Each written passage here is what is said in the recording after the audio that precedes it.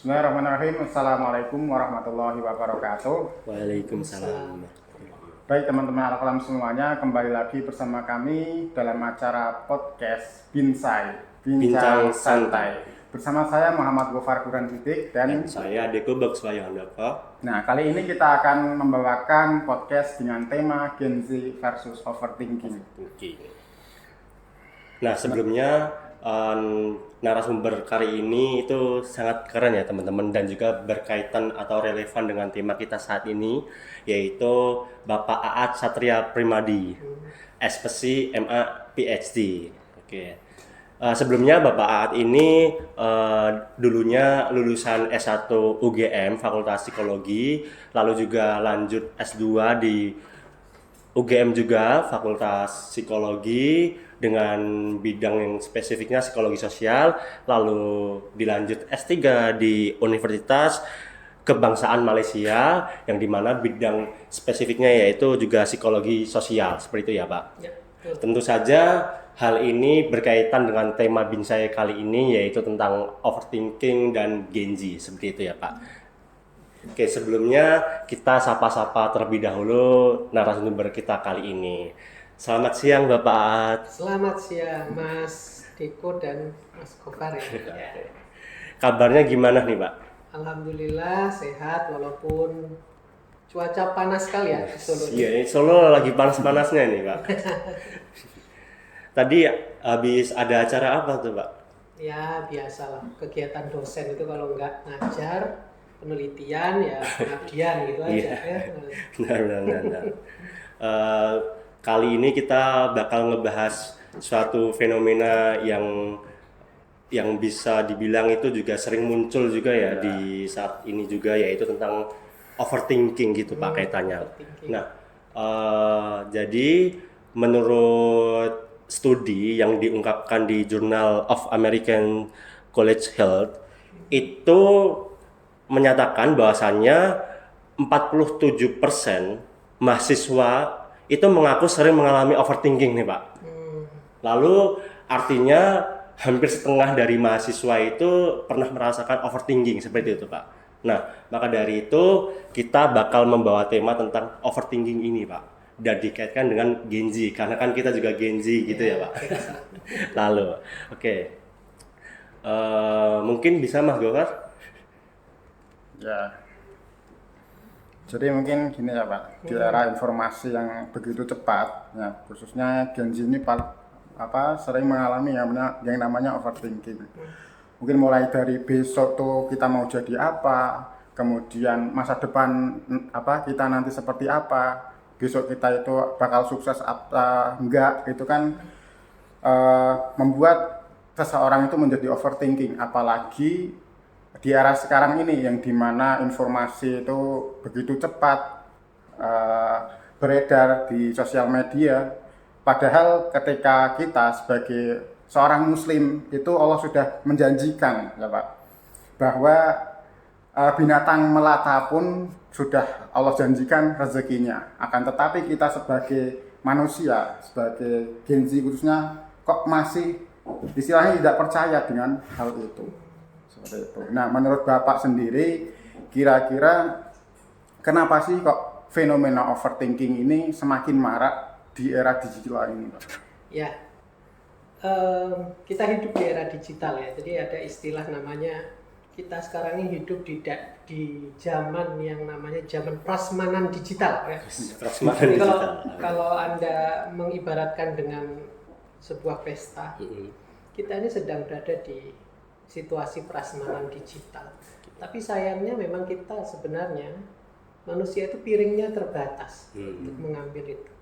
Sehingga apa yang terjadi itu sebenarnya kondisi psikologis kita itu menjadi mati karena piring yang terlalu kecil dipaksa untuk menampung semua informasi-informasi digital yang tidak terbatas itu. Jadi piring yang kecil ini membuat kita itu terpaksa untuk mengambil banyak hal. Karena kan prasmanan itu banyak ya. Berita artis, orang sukses, Timothy Ronald, apa segala macam masuk semua ke sini. Sehingga yang terjadi adalah generasi sekarang itu tidak fokus untuk menjalani hidup. Fokusnya membandingkan dirinya dengan orang lain. Kalau kita flashback ke generasi-generasi dulu ya, orang tua kita, kakek nenek kita itu hampir, kalau dilihat overthinkingnya sama zaman sekarang ya jauh ya. Karena mereka tidak pernah fokus ke kehidupan orang lain. Piring mereka itu adalah piring tentang dirinya sendiri. Sehingga mereka fokus menjalani hidup, bukan membandingkan hidup. Jadi karena hal itulah yang sebenarnya membuat kita jadi overthinking. Kita merasa besok bisa sukses nggak ya, itu sebenarnya nggak cukup, belum overthinking. Overthinking bisa sukses seperti ini nggak ya, kalau nggak seperti ini nggak sukses saya. Ada standar-standar tertentu yang membuat kita itu menjadi fokus kepada hal-hal yang seperti itu, menjadi takut. Padahal kan kehidupan tuh sederhana, hidup itu dijalani, sudah, bukan untuk dipikirkan. Tapi karena prasmanan digital itu memaksa kita untuk berpikir seperti itu. Saya kira itu. Cukup menarik sih Pak. Tadi dianalogikan seperti prasmanan gitu ya, prasmanan digital, di mana kita sebagai piringnya, lalu kita mengambil banyak informasi tadi, karena kan juga prasmanan, sehingga dengan piring yang kecil ini ketika kita mengambil banyak makanan di prasmanan itu sehingga tidak cukup gitu, dan itu juga bisa menimbulkan berbagai permasalahan seperti overthinking itu tadi ya Pak. Oke Bapak. Lalu kami ingin sedikit menyinggung tentang pandangan terhadap Islam nih Pak. Jadi apakah Islam itu pernah menyinggung tentang kondisi pikiran yang berlebihan atau hati yang tidak tenang itu Pak? Oke. Kalau dalam Islam yang paling dekat dengan apa yang kamu sampaikan tadi itu was-was ya. Was-was. Ya, misalnya surat An-Nas itu kan ada min syarril waswasil khannas ya kan? Oh iya. Oke, jadi sebenarnya was-was itulah yang sebenarnya paling dekat ya. Kalau di psikologi itu namanya automatic negative thought.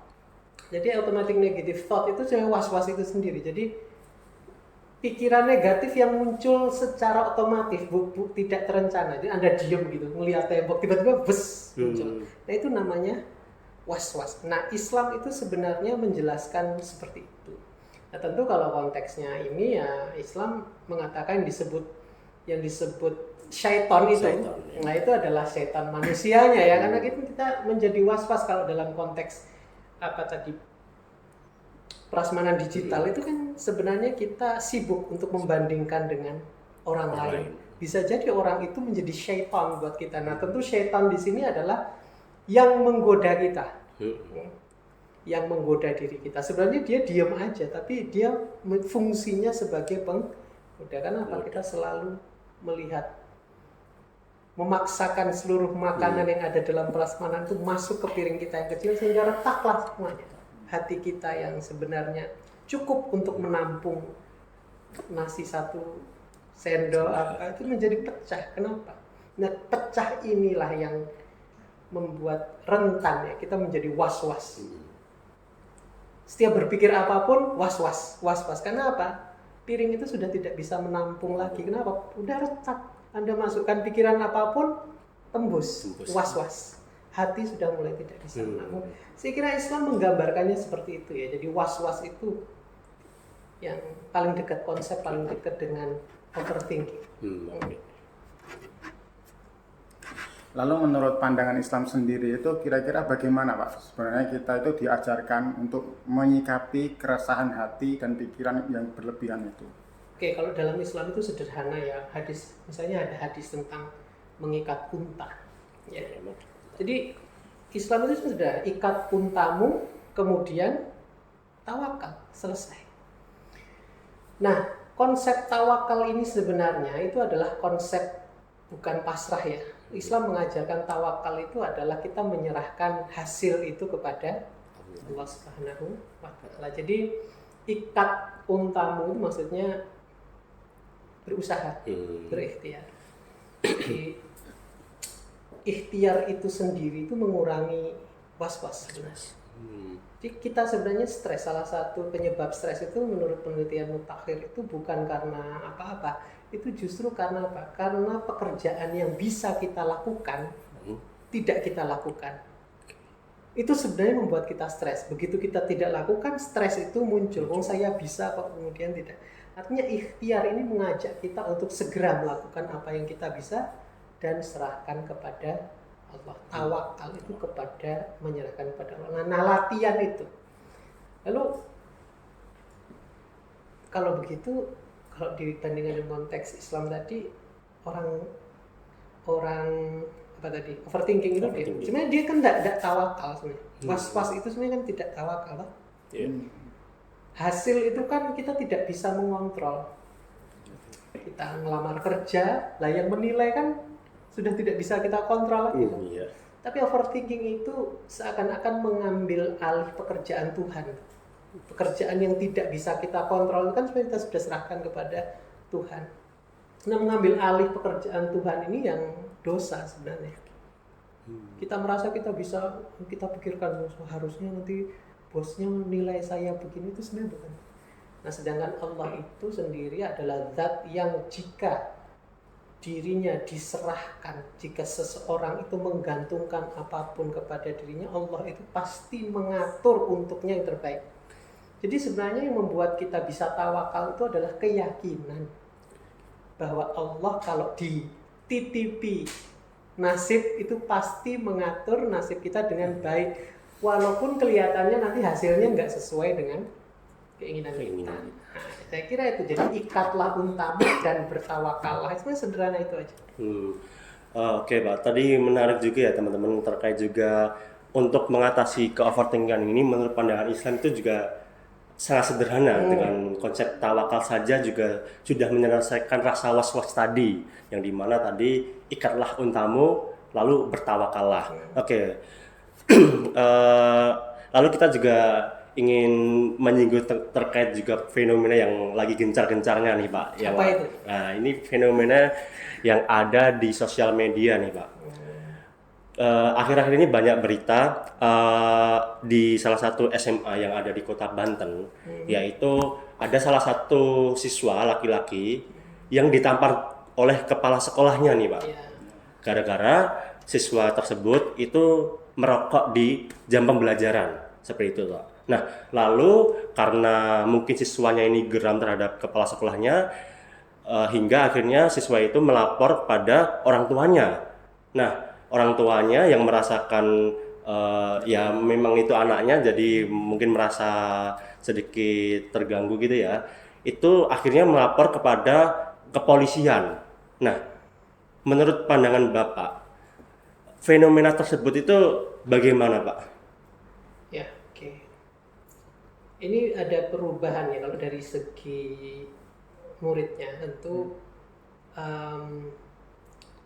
berada dalam lingkungan prasmanan digital ini, salah satu efek baiknya itu adalah kita mengambil banyak nilai-nilai dari luar, informasi yang lebih banyak, sehingga sering terjadi perubahan standar nilai, kelayakan, kepantasan.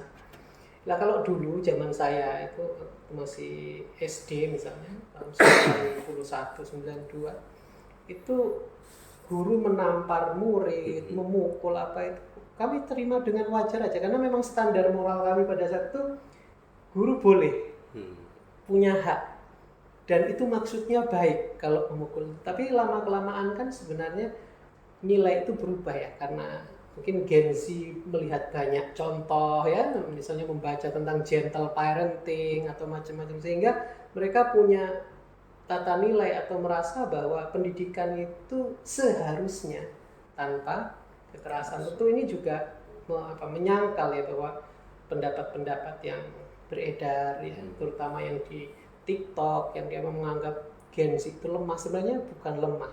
Kalau menurut saya itu karena perubahan standar kelayakan pendidikan.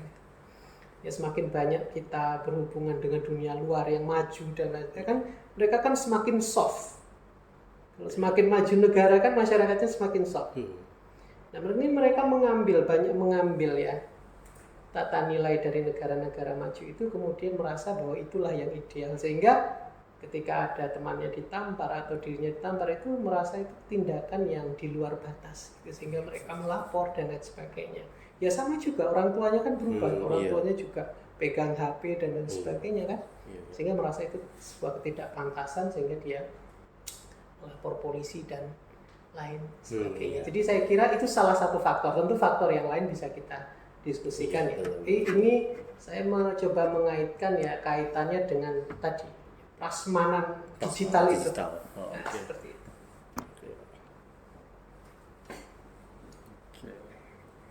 Tadi jawabannya udah cukup apa ya, bisa diterima ya. Oke, kira-kira kalau menurut Bapak sendiri itu apa kayak perbedaan Gen Z dengan generasi lain itu apa sih Pak?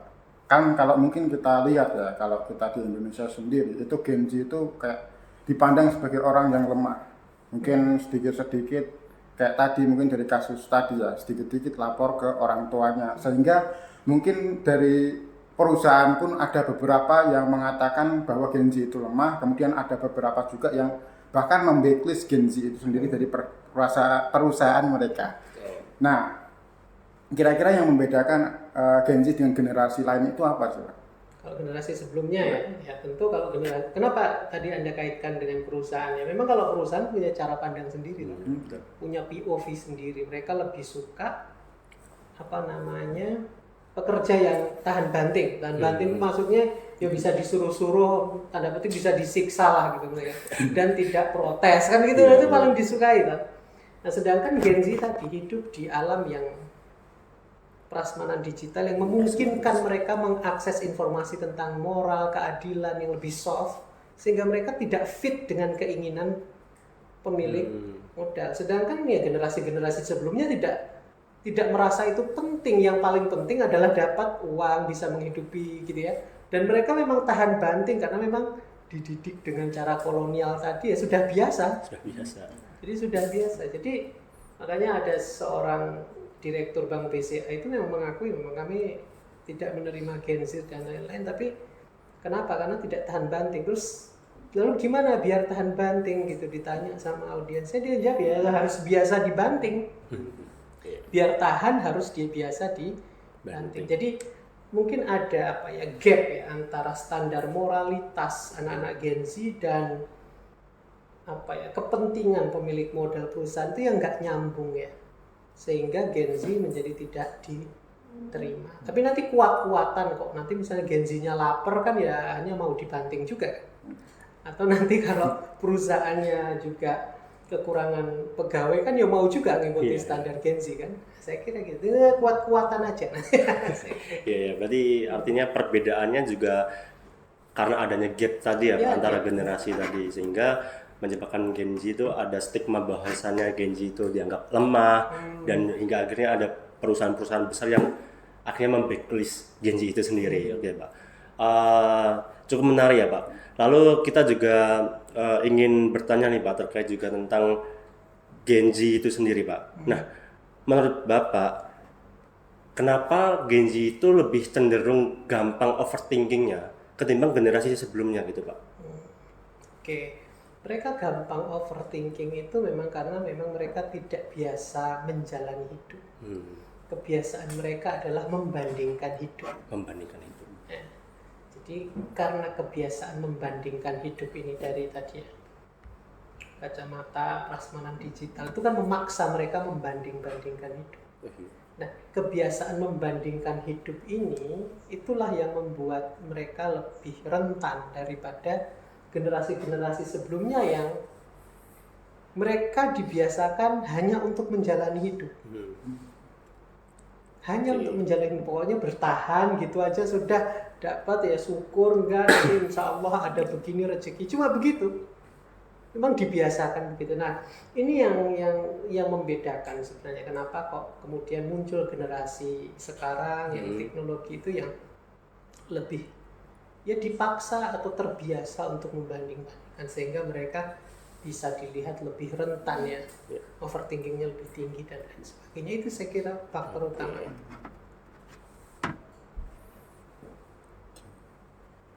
Ya Pak, kira-kira kalau misal ya ketika mungkin generasi-generasi sebelumnya itu kan ketika menjalani hidup hanya menjalani saja kan, ketika sekarang Gen Z itu lebih ke membanding-bandingkan.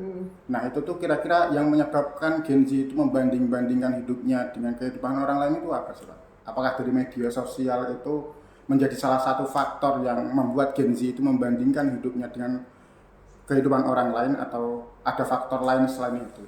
Mungkin. Ya, yang membuat Gen Z itu membandingkan dirinya dengan kehidupan orang lain itu tentu pertama aslinya mereka nggak mau membandingkan. Cuma paparan media sosial yang mereka lihat itu memaksa mereka mau tidak mau membandingkan. Mau nggak mau mereka membandingkan. Sehingga tadinya itu niatnya nggak mau tapi otomatis itu membandingkan gitu. Jadi paparan media sosial itu saya kira membuat Gen Z ini lebih mudah membandingkan. Dan standar kesuksesan juga sudah berbeda ya, standar kesuksesan. Nah, Gen Z juga adalah orang-orang yang sangat butuh harga diri dan lain sebagainya ya. Sehingga perlu tampil dengan baik ya. Dia tahu dia tampil dengan baik atau tidak kan standarnya orang lain. Saya kira itu ya, saya kira membuat mereka. Oke, berarti ya memang kita sebagai Gen Z juga merasakan bahwasanya kita sering membanding-bandingkan orang lain melalui media sosial itu sendiri ya.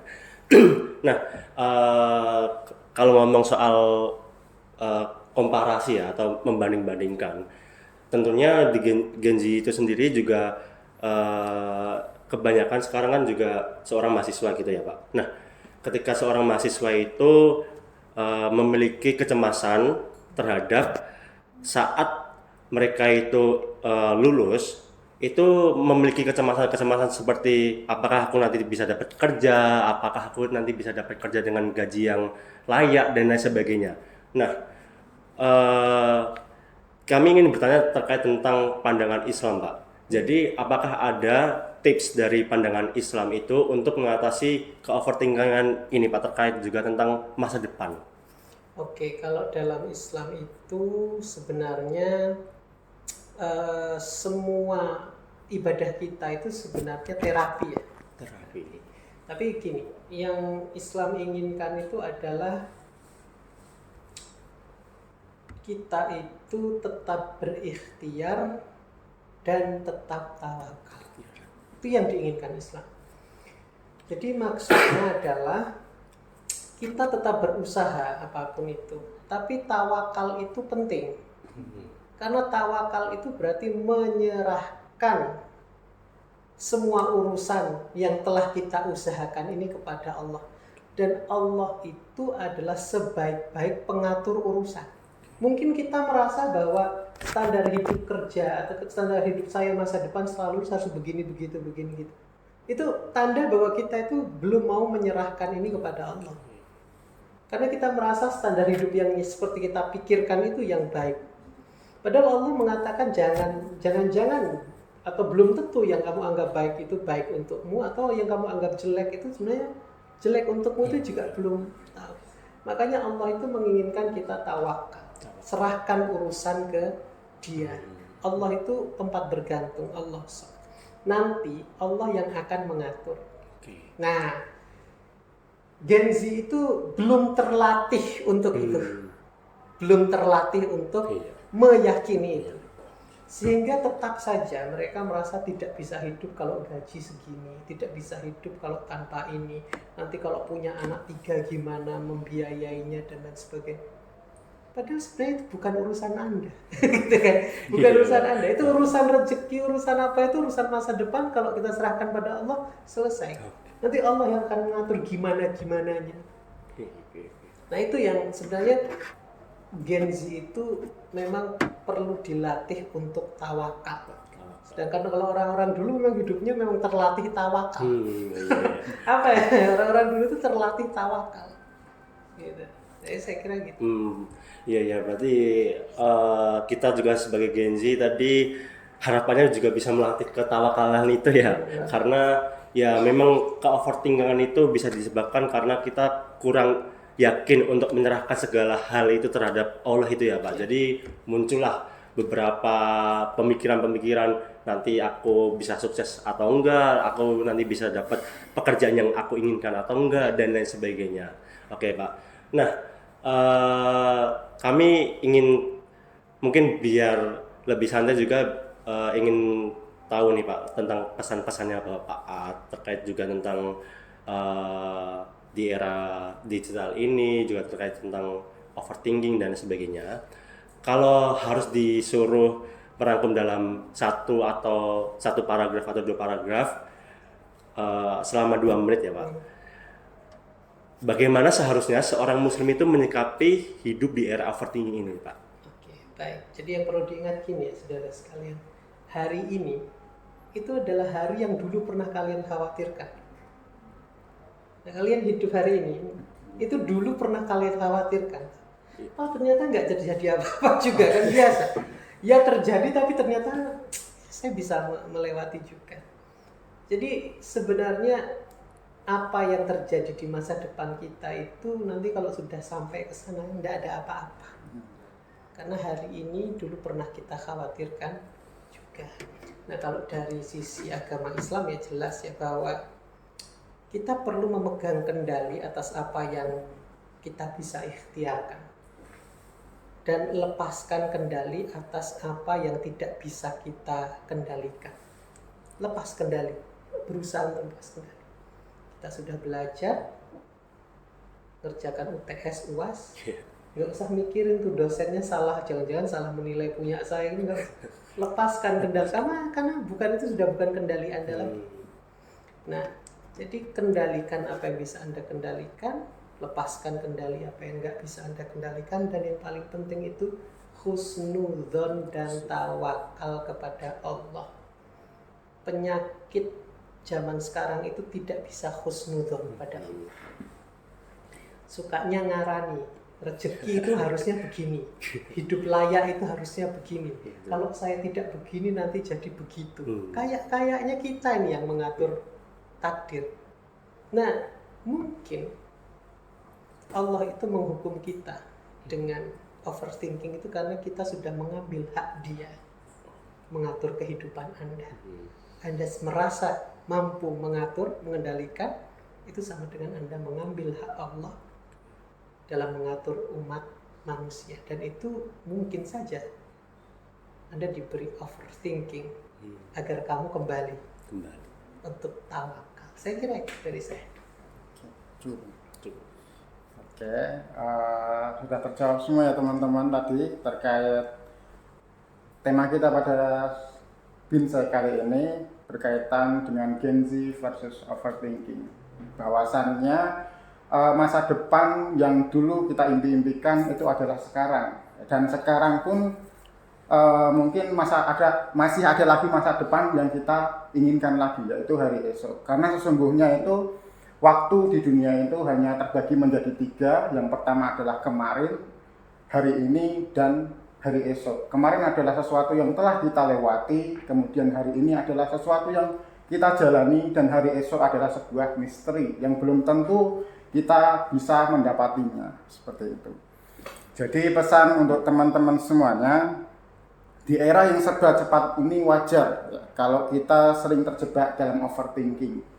Tapi Islam mengingatkan ketenangan itu bukan datang dari mencoba mengontrol segalanya, melainkan dari hati yang dekat dengan Allah. Dengan tawakal, husnudzon, dan zikir, kita bisa belajar melepas hal-hal di luar kendali kita. Nah, pada akhirnya hidup ini menjadi ringan, lebih tenang, dan lebih bermakna. Dalam surat Ar-Ra'd juga dikatakan bahwa ingatlah, hanya dengan mengingat Allah hati kita menjadi tenang. Kemudian dalam hadis juga dikatakan, hadis riwayat Tirmizi, bahwa sesuatu yang sudah ditakdirkan untukmu, maka itu akan mendatangimu bagaimanapun caranya, dan sesuatu yang tidak pernah ditakdirkan untukmu tidak akan pernah mendatangimu bagaimanapun caramu mendatanginya. Seperti itu. Mungkin cukup itu Binsai kita pada kesempatan hari ini. Semoga teman-teman yang menonton dapat mengambil insight dari Binsai kita kali ini. Saya Muhammad Gofar Burhan Sidik. Saya Deko Bagus Handoko, dan kami mengucapkan terima kasih banyak kepada Pak Aat karena telah menjadi narasumber pada Bincang kali ini yang sangat keren ini dengan tema overthinking ini. Mungkin dari kami cukup sekian. Wassalamualaikum warahmatullahi wabarakatuh. Waalaikumsalam warahmatullahi wabarakatuh. Oke. Sudah ya? Sudah, Pak.